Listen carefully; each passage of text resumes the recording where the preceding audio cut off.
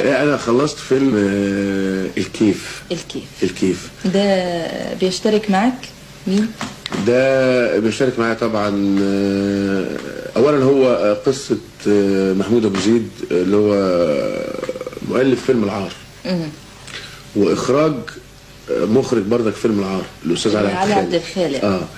ومعايا في زميل يحيى الفخراني وجميل راتب ونوره، معانا مجموعه. انت معاك كوميدي برضو يحيى هو دور هنا كوميدي يعني، انا كمان بعمل دورك كوميدي دور فيه؟ كوميدي. قايم بدور ايه؟